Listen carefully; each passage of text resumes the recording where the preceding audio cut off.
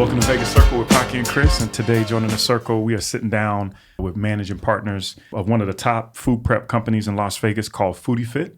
We've got Andrew Kowal and Alex Lee. So welcome to the circle, fellas. Awesome. Thanks for having us. Thank you. So we were just talking offline, man. I'm big fans of you guys. I was just ordering earlier, literally getting it delivered to my house. So how did you guys become business partners? We were talking a little bit offline, but how did you guys actually meet? So it started actually in college. We actually didn't really get along at first. So we were actually working at a bar together. Okay. And we were at the time, I think we were like on the floor / security guards. It was like this little cantina. And I was already working there. He got hired. And him and I have totally different temperamental proclivities. We're like the complete opposite. Okay. And so at the time, I was just like this kind of big meathead, jock in college. And I don't think he'd ever worked out a day in his life.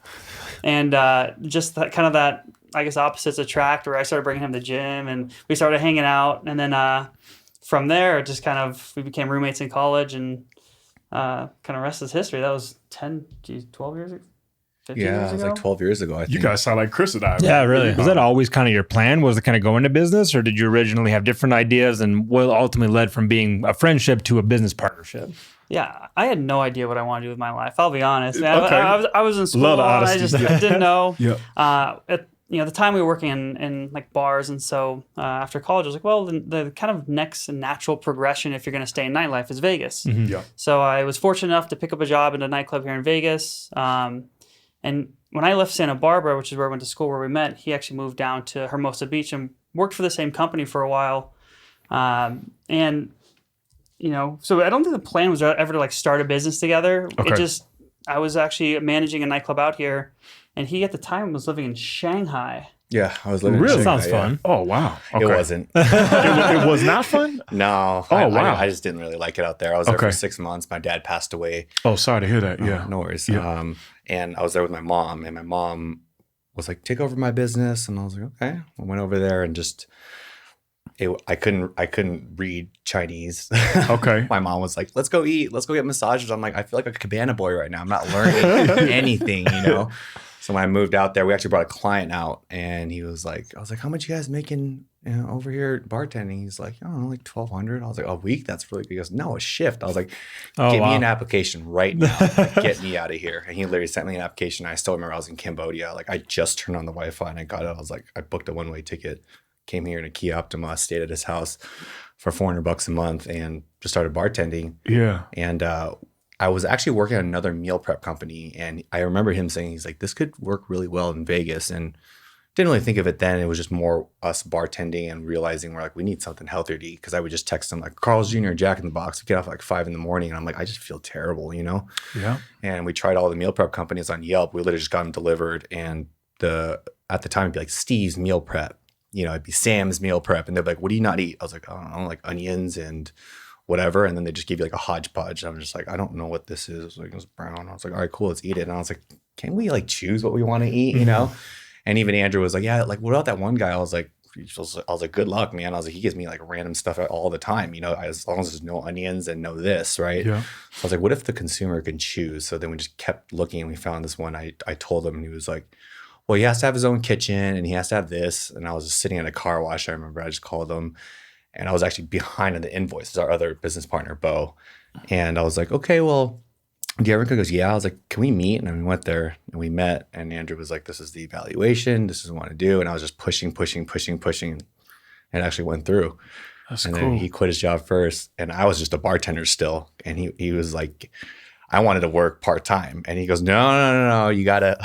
Now, was this you? This was you or Bo saying this? Him. Oh, Yeah. Pushing. He was working Okay. like 6-7 days a week as a manager, and I was just bartending, working Tuesday, Friday, Saturday at Omni. I was like, chilling, making money. And he goes, nope. He goes, you got to quit too. I was like, right before Labor Day. I was like, That's prime time, especially in it was Vegas. the second year it was open, like year and a half that it was Oh, open. so it was popping. Yeah. So they're like, are you crazy? And I was like, the best he told me. I was like, I got to do it. So we quit, and I was rough starts, but I'm glad we did it. Yeah, kind of backtracking. It when he was working for the meal prep company out in LA, I think they were a national company. They had 60 locations nationwide, a really large company. Mm-hmm.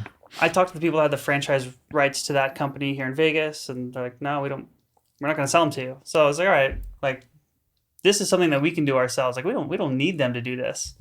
I'm not a salesperson. I'm an introvert by nature. I'm not one to go out there and actively, try to find kind of a third component or a chef, really, because we kind of had the business plan already done, right? We knew we wanted a store and a retail environment and kind of how we wanted to run it. We just didn't have a chef that could kind of execute the vision. And like he was saying, we were trying meal prep from everybody, getting it sent to the house, try it, like, well, it's all right. Mm-hmm. And then we got this food from this guy named Bo, who was just so far beyond what anybody else was doing. That's when Alex reached out and said, we want you for our concept. This is what we want to do. And Bo goes, no, I already have my own company, right? I already do meal prep. I don't need you. And we kind of convinced him, Alex coming from a marketing background, honestly, one of the best salespeople I've ever met in my life, moved here, and then within a year had like a key to the city. Excellent. And I come from an operations background, said, look, if you just want to cook, if you just want to be a chef, let me run the operation, let him do the marketing, and let you do you, right? And he reluctantly agreed, and so we bought into his company, which was originally called Ninja Fit Meals. Okay, I didn't know that was you guys. Yeah, I've tried it before. Yeah, so it's a little 2-3 man operation. We went in there. Surprised we don't know you. We had like 8 customers. I remember. I remember. Yo, Steve better order this week, man. Yeah, I remember Gotta pay rent. Yeah, that's good. Yeah. So backing up a little bit, what's interesting, and like Chris and I talk about what us being a business show, like a lot of people that are entrepreneurs, they'll build, they might come up with whatever the capital it is that they've came up with, whatever that budget is and the whole nine. How are you able to walk away? Were you just like scared out of your mind? Like, how could you walk away from that money? Did you just know in your gut, like, this is the thing that we know we could do? I'm not going to lie, I'm a little jaded. I actually had some funding from when my dad passed away, but at the same time, it was more like I needed to get out of this euphoria of bartending and remove myself and really show myself where if I don't make it, it's, you're going to be homeless, you're going to be on the street. So that was my motivation every day, to make that phone call, to make that 5th email to people. I would have text messages to random people, and they would not respond, like giving away free food. And I was like, what is happening? But, it works out, it's just a law of numbers, I realize, towards the end of it. So yeah. No, that's interesting to be able to do that, to be able to have that. So you guys first started off with Ninja Fit Meals. Yeah. So we actually bought into it. So was that about 5-6 years ago? Or when did that all come together? June of 2016. Oh, wow. Okay. So you guys bought into that, and then you guys came up with the concept for Foodie Fit. How did you guys come up with the name for Foodie Fit? Through a lot of bickering and arguing. So I think really what it came down to was, we said, okay, well, really, what do we want to do? And, we're all fitness enthusiasts. We love fitness, and that's the reason why Bo started originally. Was he was a former sous chef for a gourmet restaurant here in town for a celebrity chef.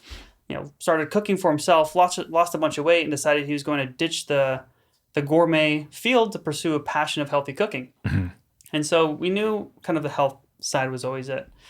And unlike me, Bo and Alex are complete foodies. They love food. They love variety. They love taste. I'm a creature of habit. I don't necessarily need that like crazy mix up of food. Give me kind of normal, call it, run of the mill food. I'm happy. Yeah, like steak and eggs. Yeah. Steak, I'm a total steak potato guy. I got you. Yeah. And I think we went through probably like 100 different iterations of names of like what clicked. Now, at first, I don't think Foodie Fit, we were like, didn't like it at first, but the more we talked about it, the more we said, this kind of represents who we are. Right, we're foodies. We love food, but at the same time, like there's also a fit element. Like there's a balance side. It is. There's a healthy and happy kind of dichotomy there that we can work with. So there's just a lot of brainstorming, to be honest. Yeah. And what do you think? Like you talked about you bought into the Ninja Fit. Do you think what's the biggest benefit, pro and con, that you think from being an investor inside of another business and kind of growing it through like the acquisition partnership way versus doing it from ground up like a startup way? Do you think that you learn it's better in a sense, or do you think it's been a lot more challenging kind of working through that dynamic? Well, I think ultimately when you run into something that already has at least some fundamental structure, like the hardest thing about starting a business isn't actually running the business, it's starting, right? Exactly. And so by buying into something else, there's basically the, call it, initial starting of saying, okay, I'm going to do this has already been done, right? So I think like for the motivation side, having at least something with a little bit of base structure, like a LLC lined up and, a couple customers, it kind of like provides that push to really get going. But I always kind of joke around and say, we overpaid for Foodie Fit or for Ninja Fit. We overpaid. And we didn't even pay a lot for it. But Bo is a chef by trade. He's not a businessman. Yeah. But really we wanted him, right? And so kind of that was the thing is like, we're going to overpay to jump into business with this guy, but we don't care about his business essentially. We want him. He's the product. He creates all the recipes from scratch. He is a artistic genius with food. And so that was really kind of our motivation to buy in with him. So if we could have stole him from his own business, we would have done that. We couldn't. So the next best thing was to buy into his business. Partner to be able to do it. How do you guys decide what's on the menu? Because what I love about, you guys' setup is you can go in the store, kind of brick and mortar option, pick what's there, or you can customize it, which is what I enjoy doing. But how do you guys choose like what you want to be able to do and have enough inventory for that? I think it's split. So every Tuesday we get to try food. It's kind of an awesome thing, and until it's not awesome, until you try like your 38th variation of chicken. Yeah, we had a spit cup a couple of weeks ago. I was like, literally, I can't anymore. I was like, after the 10th, I was like, I'm getting full. I was like, I literally have to like spit. I was like, no offense to you, Bo. But try to figure it out. Yeah, but we try it, and it's just kind of a group consensus. I like to think of myself as an average consumer. Like I always think of myself from the consumer's perspective. Pretty simple, right? And then I'm big on the catchwords. I'm big on like kind of the marketing side of it in the sense of like people know it and is it nostalgic? That's on my end. And then for his end is really kind of that checklist side of it, so I'll let him explain how he. Yeah. So I mean, essentially it's the people in the room. So we actually have one person who's the kitchen innovation manager, and they just manage the process of bringing on new items and kind of removing items that maybe aren't performing that well. Okay. And every 2 weeks we kind of rotate menu items. And so basically it's just a round table where we have a nutritionist, a couple guys from marketing, a couple guys from operations, a couple administrators, and we all kind of come together and we try food. Bo makes it, presents it, and we kind of go around the table. Okay, nutritionist, does this check all your marks? Right? Does it hit the macronutrients, micronutrients, any sodium too high, whatever needs to happen? Marketing, right? Can you sell this? Is this something people actually want? Talk to the operations guys. Is this something we can actually execute, right? And so we kind of everybody around the table has their own specialty and their own input. Okay. And then that's kind of how we decide what goes in the recipe book. And then every 2 weeks in another meeting, we get to talk about food again. Yeah. We decide kind of what goes on the menu, what comes off. So one meeting is really just trying food and deciding what's in the arsenal, and the other one is deciding what in the arsenal are we going to deploy and put on the menu this week. So. Yeah. What is the arsenal up to now? Like how many recipes have kind of vetted through this process that are available, like on a round table basis? Yeah, so we actually have 80 recipes that are tried and true that we said these were bangers, people love them, we can return them. We have 50 in a pile that are essentially, these were great, but they need some minor tweaks, right? Maybe it's a portion size or an ingredient we can't get anymore, just something that needs a minor tweak, but it was really good before. And then we have probably 100 of them that are just completely dead. And so when we first started, our first 6 months, we were actually bringing on menu items every single week. And we didn't really know what the market wanted. And so really kind of one of the benefits, like you mentioned, of buying into another business was we knew we were going to rebrand. So it kind of gave us the freedom to experiment with consumers. And that always didn't work out as we thought it would. We could, release kind of these off-the-wall dishes and see what people thought of them, because we're going to change the trade name later. So we can kind of tarnish this brand a little bit. But so this is pre-name transition. Right. And I remember there was this one time, we were trying like new breakfast things. We said, well, how off the wall can we get with breakfast? And, we're doing food research and, that's something Bo just all day long, food. He's researching it, reading about it, watching videos. And he says, there's a South American dish. It's like a black bean soup, essentially, that they have for breakfast in South America. We're like, let's try it, right? Let's just try it. We threw it on the menu, and I think we probably sold like 5 of them a week. Total dud. And we ended up taking it off the menu because no one was buying it. The very next day, we had a phone call to someone irately angry. What happened to the black bean soup? I'm like, well, we took it off the menu. She goes, I had that every day for breakfast. And you took it off. I'm like, you were the only one buying it. So I mean, it's been fun. I think that's one of the hardest parts, but the most fun parts about the job is, kind of trying new food and being able to, I guess, express that artistic freedom through the food. So yeah. And you guys have got 2 prime locations. So you guys are in Green Valley and then also in Summerlin. How much research did you guys put in to like pick those locations of where you wanted to be at? Green Valley, little to none. I'm not gonna lie, it fit the price point. Perfect. Yeah. I'm randomly somehow. I mean, this is my whole life. I randomly met Miles Sansone. Okay. And he showed me the spot, and I was like, it's pretty central. It's pretty darn big.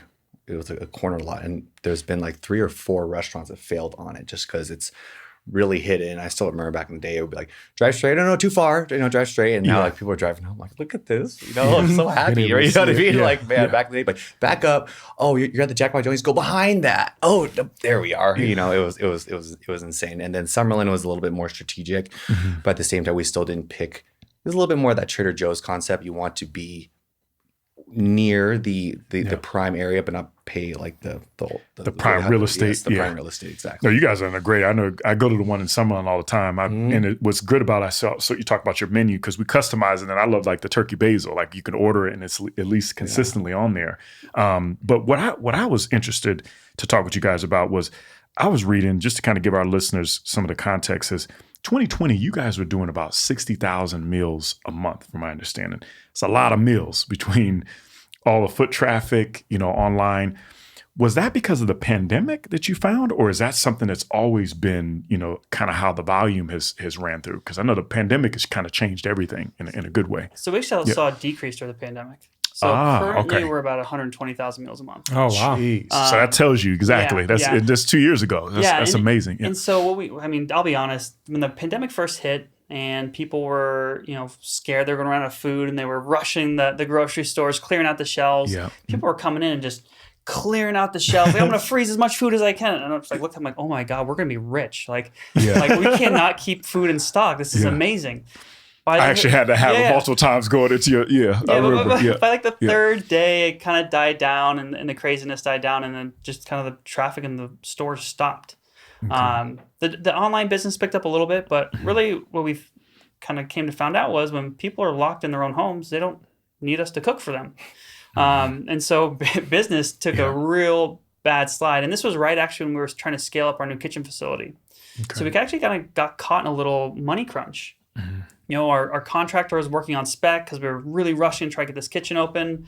But then obviously the pandemic happened, which put the banks behind. Mm-hmm. And so we ended up like giving money to a contractor to start this work. But then the bank wanted more money for a down payment, but we couldn't pay them until we got the deposit back from the contractor. Yeah. So like it kind of put us in a really hard pickle in the beginning of COVID. And our PPP got denied. All at the same time. Yeah. I was about to just empty out my retirement. I was like, just figure it out. Like, at this point, like we're going just for broke. We're going for broke at this point. I knew at least just not through data or anything, just through my gut. I was like, this is temporary. We're not going to forever be there. I was like, we have to wait it out. So if I have to invest some capital into it, just on my end, it's really just a waiting game. Just how good are people at pivoting? Mm-hmm. But that's really everything, right? True. And then usually now there's some people who I know who've gone out of business. They just didn't have their finances right. It's not because their concept wasn't good. So you saw that nonstop, especially in Las Vegas. So people were dropping nonstop with that. But what I thought was very interesting with you guys is the health part of it is what I love, is because I think we all gained a little weight during the pandemic, you know what I mean? But it was nice to have healthy choices and then not have to cook. So I thought that was very, very awesome with that concept. So, and you guys just hit 5 years, right? And this is actually a private company, right? So this isn't a franchise. So, zero investors too. Oh, wow. Yeah. So is the goal for you guys to continue to be a private company, or is the goal down the road to franchise this model, or what's kind of some of the things that's on the horizon? Yeah, I mean, we're kind of open to everything. But one thing we found out, the bread and butter is the food, and you have to control the quality of the food. Okay. And so, we have a kitchen at a Green Valley location. And the reason why we don't open up a kitchen kind of at every location, we have one central one that makes all the food and then delivers daily to the stores, is we want, to basically have full control over the quality of the food. Mm-hmm. And so, we're not against franchising, but we know as you franchise and try to make fresh food, it's quality is going to be a hard thing to scale. And so kind of right now, the tentative plan is to not franchise. Okay. And really it's like the big CapEx in a business like ours is the kitchen. The kitchen operations expensive. They're expensive to build, expensive to operate. But once you put a kitchen in a city, you've been to the stores, right? It's basically you need a cooler and a counter. Right? Yeah. That's all you really need. Yep. And so, we actually have a third store that we're working on Northwest right now. Okay, excellent. So that'll give us another store here in Vegas. And then, we're kind of exploring options about how do we expand the brand out of state in the coming years. Okay, excellent. Yeah. Yeah, that's the bit. I'm sorry, go ahead. Oh no, yeah, it's going to be very interesting because having the fresh food. Is there any to me, it seems like it would be almost pulling you in a direction to start freezing food and shipping food and being able to kind of nationalize the brand. And is it hard to kind of maintain that composure and keep it to a fresh food model instead of freezing and shipping nationwide? Yeah, I mean that's a debate we have all the time. And actually, one thing that we have the equipment on order right now was MAT packaging, modified atmosphere, where essentially instead of just having a container and a lid, it pushes out all the oxygen, replaces it with nitrogen and CO2, and then seals it, basically extending the shelf life. So we're hoping in the next year or so we can probably double the shelf life of the meals without having to add any physical, chemicals or anything like that to increase shelf life. Yep. So that's one thing we want to do in the next couple of years. And at that point, if we want the option to kind of start shipping, we could. But let's face it, the closer you can get to the consumer, the better, right? So when you actually walk into one of our stores, and let's say it's 10 in the morning, and you pick something off the shelf, it was only made 6 hours ago. We cook every night and stock the shelves fresh food every morning. And we don't want to kind of give that up, due to some fallacy of technology. We're going to extend the shelf life. The fresher the food, the better. Yeah, always. I love that you guys are going to just personally because that's the right thing to do. And we're not, I don't think we're ignorant either. In a sense of we know about shipping. It's just every time we kind of gear up for it, the volume in Vegas takes over. So for me, is I know some people that they keep expanding because I feel like the market that they're in is drying out. That the product becomes a little bit stale. They expand to a new market. For us, it's we've been really expanding for 5 years, and the 2 stores just keep increasing and increasing. I was like, that's a really good problem to have. We basically have we can go years and years and years and years. Yeah. So for us, it's okay. Well, one thing we've done is we kind of slow down. Everyone else is bigger facility, bigger this, take more people's monies, and I won't say names. One of my friends, he's funding, and now it's you run into this crunch where now funding's getting a little bit more difficult. So yeah. Definitely envious before. It's you got to use other people's monies. But now, we finally got to the point where I feel like we've taken the stride in our step because we were always behind. That's the one thing I think with being bootstrapped is kind of always a little behind, right? Yeah. Because everything has to be kind of built piece by piece versus cool, I just bought this and bought that and bought versus do we really need it? Do we really need it? Do we really need it? So. That's smart business to be able to strategically put that together, and it shows why you guys have been successful. We've wasted a lot, though. I mean, we've been at it for 5 years and had 4 different kitchens, right? So we started in our first kitchen, outgrew that one, got the one that's at Green Valley, outgrew that one. So then we expanded it, knocked out the office, remodeled. By the time the remodel was even done, we had outgrown that one. So then we said, you know what? Let's just buy an entire building, build it to use, right? We won't outgrow this. And, so we thought, and here we are now, on a busy day, we'll probably do somewhere around 7,000 meals. That's a lot of food. Is that between both? That's just in general. Yeah. 7,000 meals. Yeah, that's good. In a that's day. Excellent. That'd be a busy day for us. That's excellent. Yeah. But we only built the facility to handle maybe 10,000 meals. So oh my God, we're going to go 5 kitchens in Vegas in 6 years. We keep outgrowing it. And there's worse problems to have, but at the same time, we're just really bad at, I guess, judging how big the market is. Yeah. I remember Andrew was saying, this is our home for the next 10 years. I was watch. It's watch. Less than 5 years, we're going to outgrow it, That's an awesome problem to have. Yeah, it's not a awesome problem, but I feel I think one thing I've really, myself at least, come to terms with it was there's constantly going to be new project. You feel like you're going to get to that plateau where you don't have to do anything and the money is just coming in. That's definitely not true. It's just a different problem. It just has a different face now, so. You said something about pivoting earlier because you guys are figuring out how to pivot, but also you're being conservative in a way and planning, which is a great way to be able to build a business. One question I have for you guys is what methods are you guys using to market? Is it more like social media, or do you guys run ads, or how do you guys get your name out there? So right now everything is just through social. In the beginning, I knew that Instagram was going to be that next catalyst, right? So for me in the beginning was okay, we've got to find people to do it. that would help us with it. So we started doing influencer marketing. As you can see, a bunch of influencer agencies now, and they're killing it, right? Because they'll manage it for you. And the next wave is really like TikTok now. But one thing I've learned actually through my friend from Raw Fitness is that he really capitalized on the Facebook market. And then he still kills it on the Facebook market and never really penetrated the Instagram. And for us, is the same. Right? Yeah, we were talking about that earlier. Trying to penetrate TikTok, but I was like, be patient with it. But it's not going to go away. So our Instagram market is still very like profitable. We can still grab purchases and stuff from it, but we all know that TikTok is going to be there. It's usually, from what I've seen, is if there's not a lot of call to actions in a sense of like shop here, shop now, that's really where you can get the consumer's eye going, right? Because TikTok, it doesn't have a lot of things for like targeting and ads, and people in Vegas don't really advertise. I even told him, I was like, people are sleeping right now. Like the hotels didn't, because they use hosts. Go to them, everything's all grassroots. I was like, if you can spend a little bit, that's just not, at the time radio was so expensive. I came from radio, TV, all that stuff. Spots were super expensive. And I was like, just spend on social right now. I was like, nobody gets it right now. Just spend a little bit, spend a little bit, spend a little bit. And we're kind of the first ones to do it. And now obviously the win, everybody else is catching on. Yeah. But it's just really trying to be like first to market, be innovative with it. And just really trying. And now is just being, for me, at least what I'm seeing is just being more balanced with the channels. Versus before, literally, like you can hack Instagram. Everything was Instagram. Now it's gotta make sure your Google's good. You gotta do SEO to block other business from buying your words and stuff, right? Because we're in a different place now. We're not trying to come up. We're trying to. I'm not gonna lie, like press other people down. Yeah, take over. You try to take over. Get ahead of the pack. Yeah.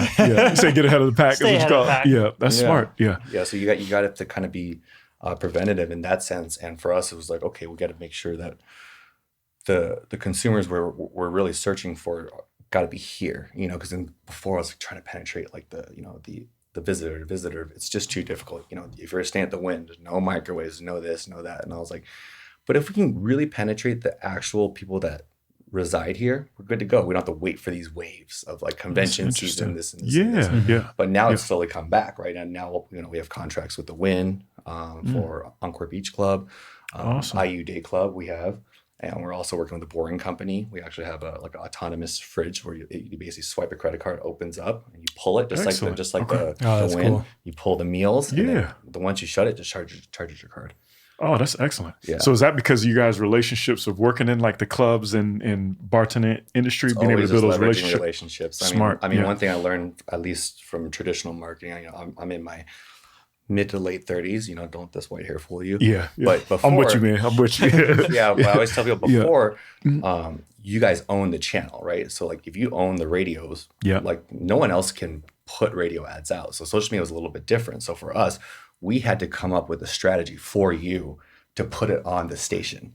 So I had to come up with these ideas on how to basically make things work versus now, like that's where all the money is. There's actually that idea. Because now you can just take a cool, thanks for that packet.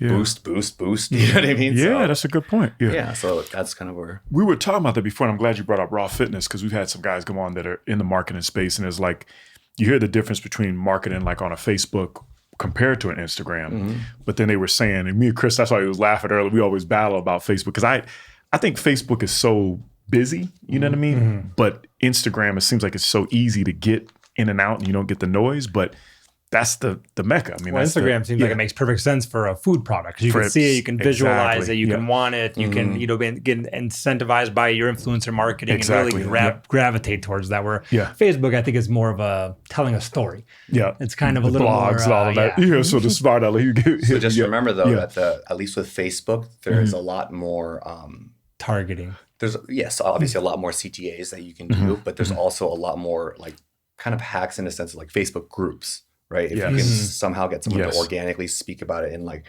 we blew up in a new mommy group.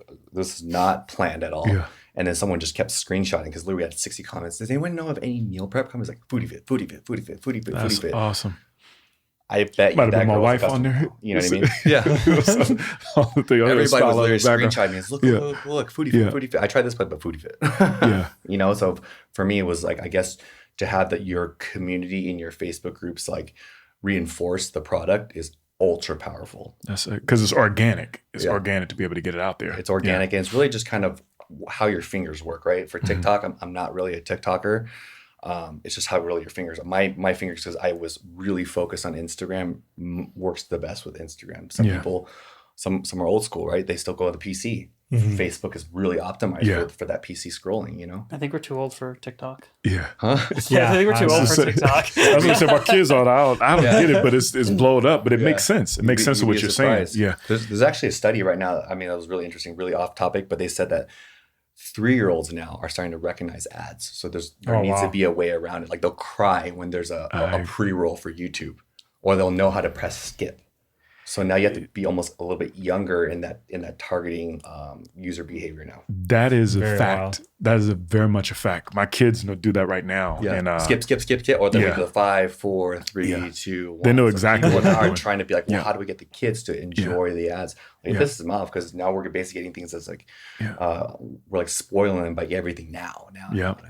Like my kids yell at me all the time. They're like, skip it. I'm like, you're 5. Relax. Watch the video. Chill out for a second. But they don't get it. But you're right. It's that's everything is at your pulse, at your fingertips. What would you guys say as far as business? What do you wish you knew before you started your business?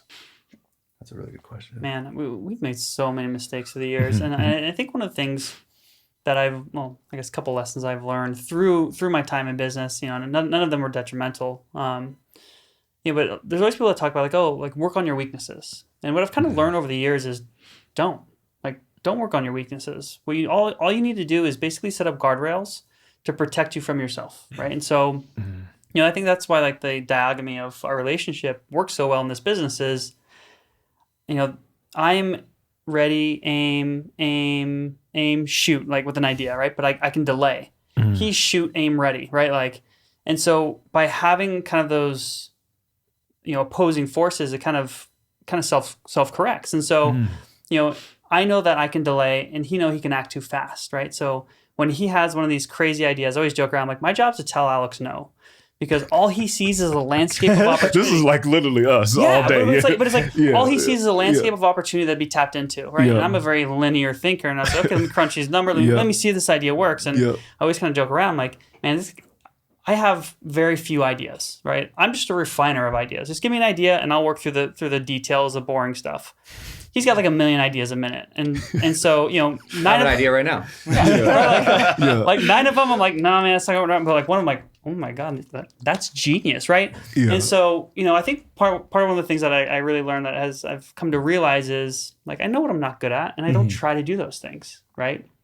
I know that if it's a negotiation or a sales thing, him and I can be vulnerable enough with each other. Dude, I suck at that. You got to do that. And if it's something that takes meticulous planning or it's a software thing, he'll dude, I'm not even going to try. You do it, right? And we don't hold that against each other. And I don't work on trying to be more creative, and he doesn't necessarily work on trying to be a linear thinker. All we do is know what we're bad at. And that's helped us, I think, tremendously. And I've only found that out probably the past couple of years into this. That's a great perspective on it. I don't think I've ever had anybody say that on the show, which is great. I love that. It's fresh ideas for sure.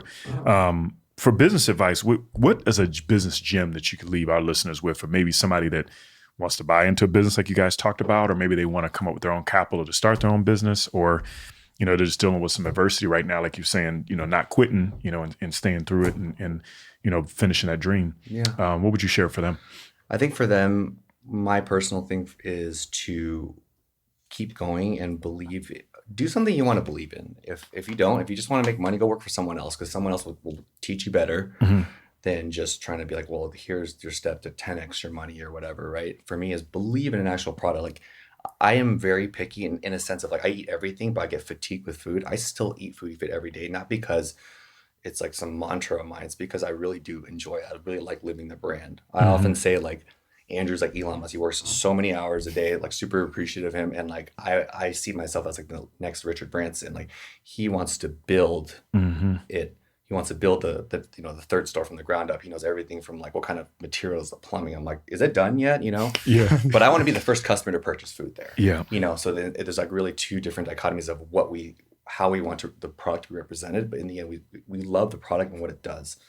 We have Bo's cousin, our business partner's cousin, who used to buy food and just let it rot. He just started 75 hard. He's lost 10 pounds in 6 days. Oh, wow. Granted, a lot of it's going to be like water weight and stuff, but that Sure. shows how unhealthy he is where he's holding that much water, Yeah. you know, and he's only like 38. He goes, you know, one thing that was really powerful for me is he says, I feel like I'm a better dad now. Right. Which is like really powerful 'Cause of the energy. versus like, hey, I look better, whatever. Yeah. Like, you know, now, you know, we try to be more relevant with people our age, right? You know, before. And he was like, yeah, you know, before I get back from work, I'd be super tired and the kids want to play. I'm just more just like, you know, like and now, Yeah. now the energy to play with her, and I feel like I'm being a better parent. And I was really kind of hit me. I was like, you know, those are the stories that kind of keep me going. You know what I mean? But That's a strong statement Yeah, to it be able really to do is. that. I'm curious your perspective too on that, just kind of giving you the floor of what you would say, you know, for business tip. or Yeah, you know, business gym. well, I think it's funny too. Is a lot of people get into business for the wrong reason, and you know, they say, "Oh, I want to build this business. I want to do this thing. I want to be something great." And sometimes, like, you know, I say, you know, the 100th employee at Facebook is a multi-millionaire. Like, you don't have to be the one who owns the business, you know, in all cases. And so, I think ultimately, you know, it's what do you want to put into it? Do you want to have weekends? Like, do you want to have a social life? I take off, I don't know, 10 days a year. I work 90-hour weeks. Been doing it straight for 5 years. I'm a workhorse. Is that really what you want out of your life, right? And when you really get into it, you know, a lot of people are like, I mean, I want the benefit of owning my own business, and you know, it kind of gets glorified, but at the same time, it's a lot of hard work, right? And It is. you know, kind of going back in time, if I would have told myself right now, hey, you're gonna have to give up the next 6 years of your life. You're going to ruin your relationships. You're not going to see your parents for years. You're not going to, you know, your girlfriend's going to leave you because you You're work still so going to much. be living with your business partner. Yeah. We're two single guys still living together. Yeah, right. We're pretty much like a married couple without the inappropriate touching. Yeah, I got you. But it's like, it's, you know, so it's like, is that really what you want out of your life? And, you know, so you don't have to start your own business. And so I kind of always fight people against it. Like, really make sure that's something you want, because there's no more kind of passing blame, right? When you work for another company and something goes wrong, my boss made this decision, whatever, it's a company, like our kitchen operates 24 hours a day. For the first probably 3 years, I was getting woken up 1, 2 in the morning, 3 days a week, kitchen's on fire, or, you know, something to drag me out of bed, you know, and it sucked. And so, you know, I would say, like, you know yourself first, right? Like, that's really when you get into business, like, know yourself. Because ultimately, if you're not, you know, if you don't want to have to do all that really hard, tedious, horrible stuff, yeah, you should work for somebody else, right? Yeah. I love y'all's honesty. Yeah. I mean, straight up. Alex here was black when we started, man. Look at it now. Yeah, you said, you got a whole setup. He was stressed. No, it's true, man. And I'm glad you said that. The reality of it is, you know, the 90 hours a week and the whole 9. And like you were saying, is you don't have to be the guy a lot of the times. You know what I mean? So I'm glad you know, you broke that down. Well, it's funny too, because you know, he's the face of the company more or less, right? I do all the boring stuff, the operations, and I'll wear Foodie Fit, you know, shirts to the gym, and someone goes, "Oh, you work at Foodie Fit?" I go, "Oh yeah." They go, "Oh, I know the owner, Alex." I'm like, Shots fired. Yeah. But I'm like, Yeah. great. Like, I don't want to be in the spotlight. Yeah. I just enjoy the grind. I enjoy the work. I love doing what I do. Yeah. You know, I go to the office at 5:30 in the morning every morning, not because Facts. I have an Yeah. alarm set. It's just I get up and it's like first thing I want to do. Like, I want to go to the office. I want to see how the kitchen. Like, let's go. Yeah. And so, you know, I love it, and you know, I think Bill Gates said it best. He says, you know, if you get into something, you have to make sure you love it, because any sane person would quit. You know, that's how hard it That's is. true. Yeah. It's funny you say that, because most people think when they're owning their own business, it's going to be I'm going to take a lot of vacations. I have a ton of freedom. In reality, you lose a lot of that. And most of your freedom is taking time to go work. Yeah. Like, that's, you know, what you choose to do. And you said about relationships. That's why I love the honesty. Well, it's Yeah. funny too. I hope she doesn't listen to this, because she's probably gonna kill me about telling this story. But you know, so I had a girlfriend for 6, 7 years, and whatever it was. I should probably know that number. You know, but when we first started the business, I didn't see her ever. And so finally she goes, "You know what? I see you. You come home from work, you kiss me on the forehead, I'm already in bed, you fall asleep, you wake up before I'm even up, and then you're already back at work." She goes, "I'm just going to start coming to work with you." It's like, great idea. So yeah, when we first started, we would go to work at 5 o'clock in the morning together, process orders together. And it's like, for the first year or so, she would come to the office with me, because it was the only time she would ever see me.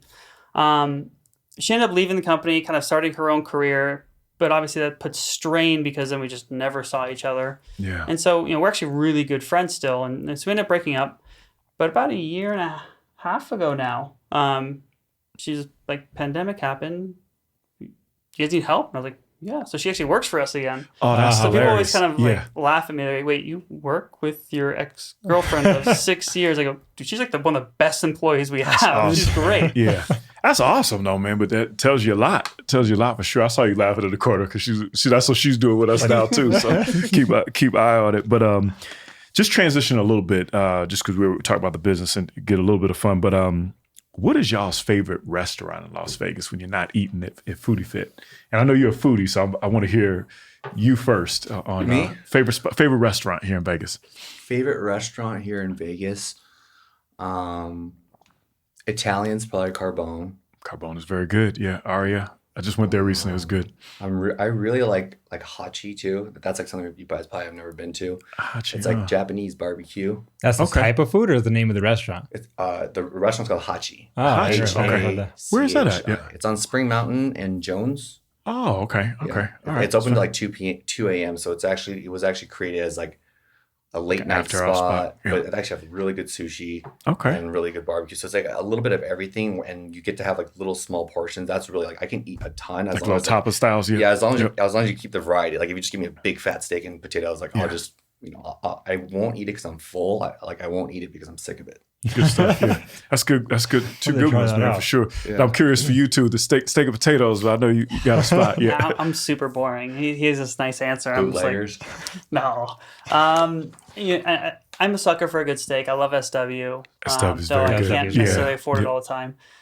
So it's a treat. Yeah. But I'm actually I have a really simple palate. Mm-hmm. And when we go to restaurants together, for example, he'll order all the things he's never tried. I'll order the one thing I've tried before because I know I like it, Yeah, and I sure. don't, Yeah. and I want to be risk adverse with my food. Yeah. And so I'm actually a really simple eater. And so, what's your favorite food? I'm a sucker for junk food, Yeah. which is a horrible thing. Thank God I have Foodie Fit, or else I would probably be 400 Stay in pounds. shape. Yeah. Yeah. Oh my God, I'm the Yeah. worst. If I don't have Foodie Fit, it's like, in and out habit. Like Yeah. I love junk food, and so a favorite restaurant probably SW, but Okay. I'm a sucker for any junk food. Anything good. fried, it's Yeah. horrible.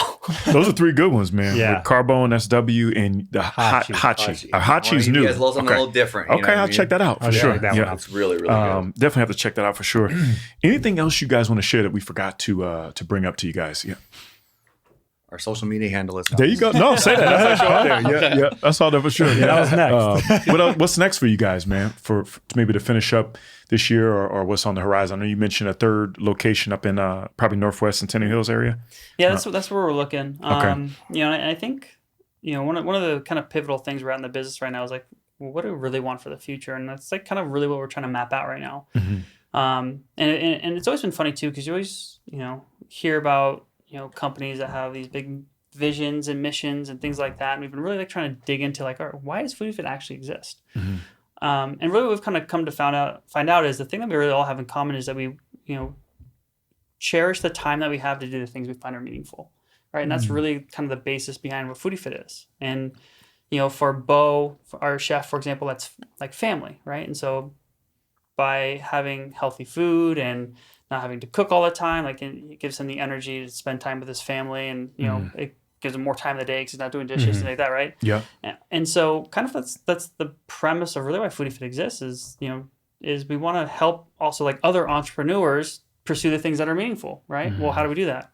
Well, if we give them healthy food, not only will we help them live longer so they have longer to pursue their dreams, but also it gives them the energy to pursue the things that they want. Yeah. And also gives them more time in the day because they don't have to cook or do dishes, right? Yeah. And so that's kind of like the fundamental basis of really what we do is, we want people to enjoy the time and to have the time to pursue what they find meaningful in their life. So Yeah. that's our premise. But that fits a lot, because that's literally what I deal with. I'm married with kids, and I love to be able to use it, and it does give you energy because That's you what don't gives feel Paki sluggish. time to go out in the town all the time. Yeah, I know. All over the What I place. do is I do Foodie Fit during the week, and then we eat what we want on the weekend. So we kind of do the whole setup. Here's a So, little hack that Yeah. I know a lot of people are always like, like how do you keep your a lot of people was because I'm 37 now. They was like, I always see you eating out. Sometimes I'll see you Yeah. have a couple beers on the golf course or whatever. I was like, whenever I eat a big meal Mhm. out, especially like when it's a little bit more on the frequent side and I am not going there just to eat it, it's like a meeting. Mhm. I will actually eat a Foodie Fit right before I go. If you really think about it, because you're not, because I always tell like our clients, you always got to eat when you're kind of hungry and you're kind of full. Yeah. That's how you're always supposed to be. You're never supposed to be starving and then stuffed, right? It's all about balance. But if you think about it, when you eat, you're kind of full. So when you're going, you're probably not going to reach for that extra piece of bread, or you're like, I'm starving. You're eating like, 5 pieces of bread, stuff in your face, especially in front of a client. That's interesting. Yeah. And I've told a bunch of people this trick, and they've been doing it. They're like, dude, best trick ever. Because now you know, if you're kind of full and you go to SW, maybe for the side, you're not going to go for like a super gluttonous like mac and cheese. You might just go for the asparagus, the grilled asparagus, or the Brussels sprouts. You know what I mean? For me, is like just trying to find these little tricks for them. And they're like, dude, it's been helping me out a lot. And I don't feel overstuffed. You don't feel guilty, right? Because all these people are just like, you know, it's not me. It's just my busy life. I have to go so many work dinners. I'm like, eat one before. I'll probably have to try that because honestly, we just went and did a late night dinner at Casa Playa just recently, and I loved it, but I was starving when exactly to go eat there. Yeah, everything. Chips, so that's a good point, man. That's a very good point. It's an absolute pleasure to hang out with you guys, man. You guys have shared a lot seriously with the tips and the marketing and everything you guys are doing, and I'm gonna keep supporting you guys, man. We love having business owners like you guys on, and thank you. Wish you guys the best of luck. So, what is your social handles since you mentioned it's Foodie Fit Meal Prep. Okay, awesome. So check them out, guys. Absolute pleasure, and you can subscribe with us at thebiggercircle.com. So thank you, fellas. That was good stuff, man. Thank you, dude. That was really good, man.